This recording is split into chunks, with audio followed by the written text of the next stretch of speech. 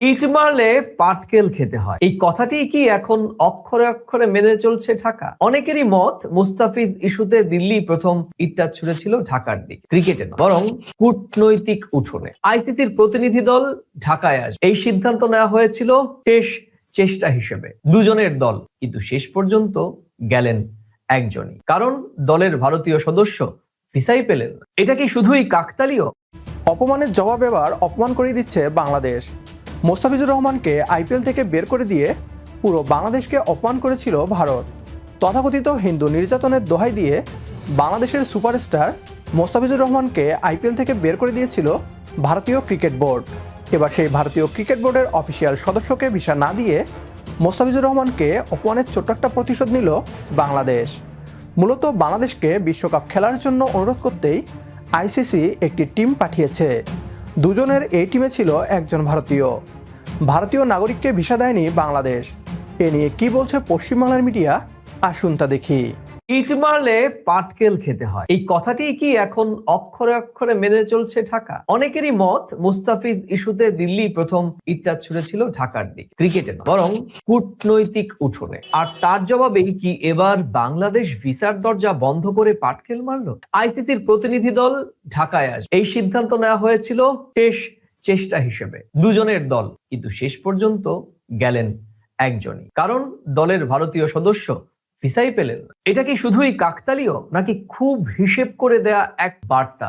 ইট ছুড়লে জবাব আসবেই। প্রিয় দর্শক, আজ এই প্রশ্নেরই উত্তর খুঁজবো প্রাসঙ্গিক প্রসঙ্গে। আমি সুব্রত আচার্য, আমার সঙ্গে আলোচক বিশ্লেষক প্রথম কলকাতার ডেপুটি এডিটর আমার বন্ধু পরমাশিস ঘোষরায়। চলুন তবে বিশ্লেষণ শুরু করা যাক। পরমাশিস, তোমাকে প্রথম কলকাতা স্ক্রিনে স্বাগত। পরমাশিস, আমরা শুরুতেই টের পেয়েছিলাম যে সিদ্ধান্তটি যেহেতু ক্রিকেটীয় হয়নি, মুস্তাফিজকে বাদ দেওয়ার সিদ্ধান্তটি আমরা বরাবরই সমালোচনার স্বরে বলছিলাম যে এটি ক্রিকেটীয় সিদ্ধান্ত নয়, নোংরা রাজনৈতিক, এবং অবশ্যই বলবো যে এখানে কূটনৈতিক ব্যর্থতাও ছিল। ফলত ঢাকাও সেই জবাবটা একইভাবে, একই টিউনে, বরং আরেকটু বেশি ভাবে দিচ্ছে বলে মনে হচ্ছে। তুমি কিভাবে দেখছো গোটা বিষয়টি? দেখো, এই বিষয়টি বিগত বেশ কয়েকটা এপিসোডে আমরা প্রসঙ্গে এটা আমি কথা বলেছি। আমি বিষয়টা এখন আর ক্রিকেটের মধ্যে সীমাবদ্ধ নেই, এবং গতকালও আমি বলেছি যে ক্রিকেটের মধ্যে রাজনীতি ঢুকে গেছে। সেই রাজনীতির থেকে যখন কোনো সিদ্ধান্ত কাউকে আঘাত করে, দেশের সার্বভৌমত্বকে আঘাত করে, একটা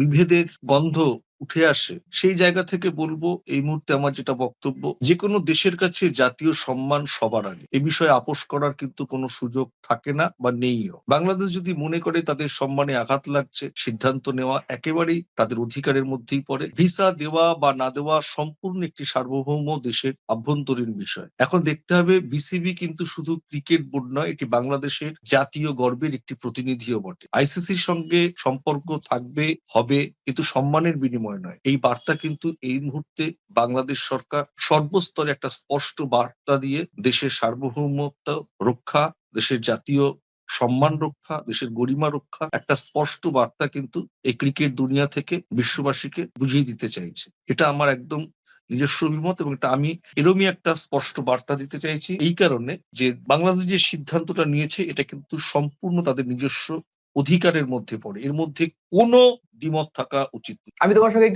একটু যোগ করব।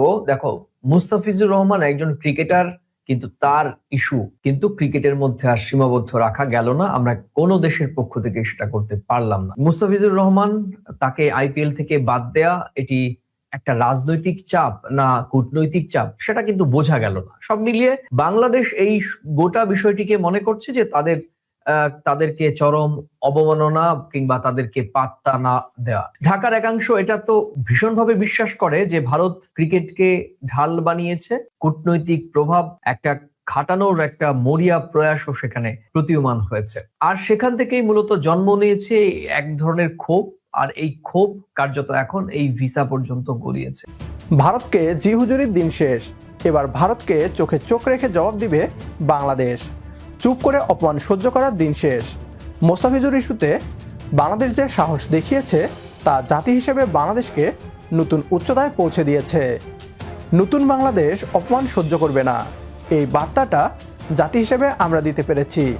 আজ বাংলাদেশের অনূর্ধ্ব-19 ভারতের বিরুদ্ধে খেলতে নেমেছে। বাংলাদেশের যুবকরা ভারতের সাথে হাত মিলায়নি।